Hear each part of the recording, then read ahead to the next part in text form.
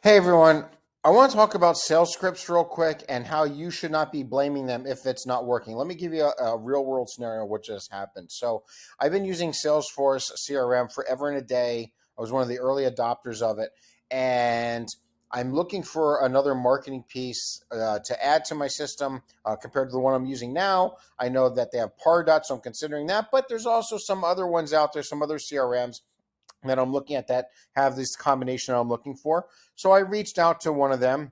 And they on their call to action on their website was to get a free demo. I filled the form out. We scheduled that call. I had to wait a day or so. I wasn't happy about that, but we did. And the call starts today. And when I'm a consumer like this and I want to see a demo, and that's what I signed up for, and I get a very junior BDR, and they start asking me, they start asking me sales questions that are going to need to be asked, but they're doing it in the wrong order and with the wrong tone.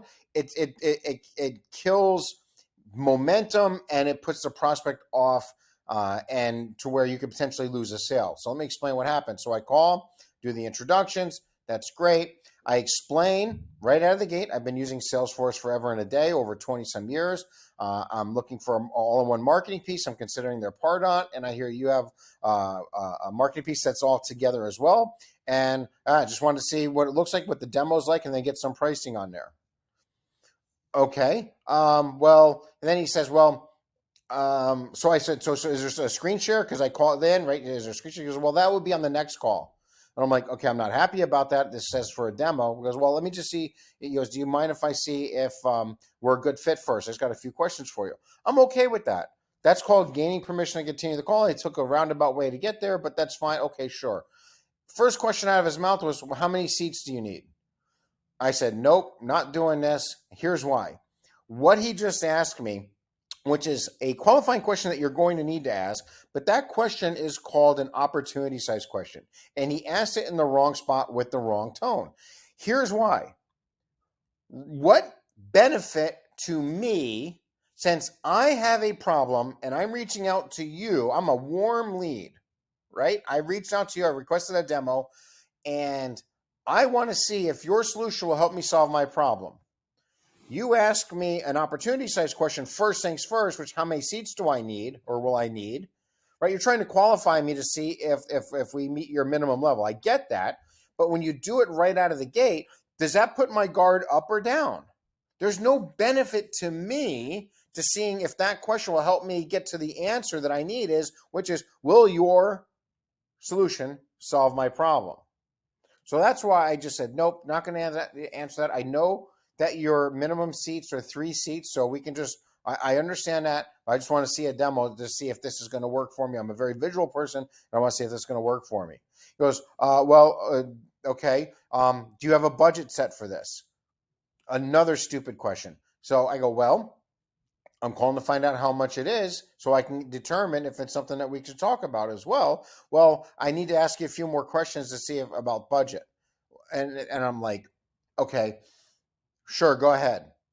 Next question is, well, again, how many seats are you going to? I'm like, oh, no, actually, I take that back. He ended up asking me, well, have you ever used a CRM before? Do you have a CRM now? And that's where I was like, I already explained, just like before, that I've been using Salesforce for 20 plus years. Okay. So he wasn't listening. And then he goes, okay, and what makes you want to, what is it that makes you want to switch now? Okay, again, not listening. I mentioned earlier, I'm looking for an all-in-one sales and marketing automation piece. I'm not happy with the current setup that I have right now, and I want everything under one roof. I already said this.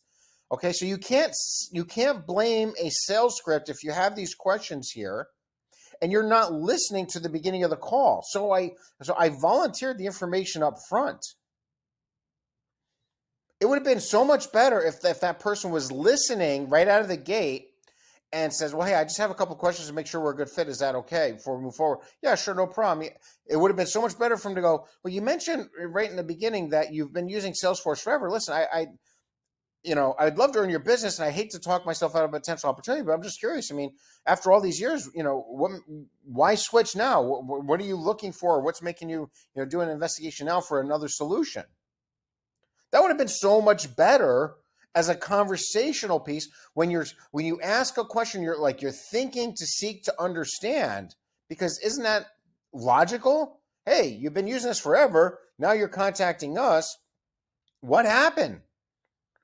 What are you hoping we can do for you that the other one's not? I mean, help me out here, right? That kind of tone, that kind of curiosity is still part of the scripture. That may not be word for word, but the question's intent is the same. And I think this is why a lot of salespeople fail. They see a script, they follow it, they just read it cold. When I say cold, I don't mean as a cold call. They're just reading it dry. Maybe that's a better word.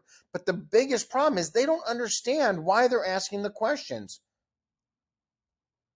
You have to ask the right questions in the right order to get for the right reasons to get a sales conversation started. So I had enough of that. Say, hey, listen, can you get somebody to do a demo? He goes, yeah, hold on 1 second. And he was good enough. He got an account executive on.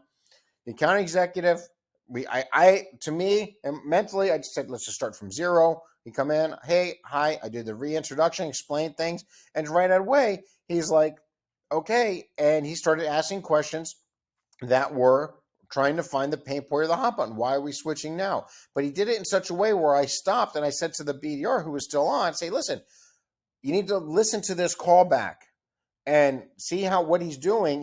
He's trying to find a pain point or a pop or a trigger event or a problem. Got to get problem recognition here of why switching. But now notice how he's asking in a much more conversational way. And I heard this the sales rep, the account executive, chuckle a little bit. And I go, I know he's doing it. It's okay. It's the right thing to do. It's what you're supposed to be doing.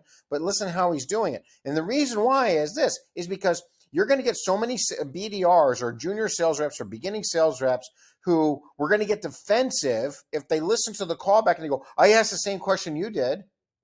I asked the same way. I asked the same questions, not in the right order, not the same way. And I made this mistake early on. Listen, there's no mistakes that you're making as a sales rep that I haven't made myself already, okay? I remember making this mistake early on when I first got in inside sales, and I was trying to learn from the top sales guy, and I was at this place I was at, and I was role playing with him. And then the next day I went and used what he said, and I used it all day. The next day I came back, I go, yeah, it didn't work. He goes, it didn't work. I go, yep, I said exactly what you said, and it didn't work. He goes, okay, let's role play. So I role played with them, and he goes, okay, you didn't say it. I go, I said the same thing you did. He goes, nope, listen to how I say it.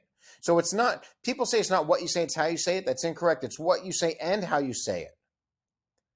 So reading it dry or putting a little color into it and making sure you understand, this is probably the most important piece right here.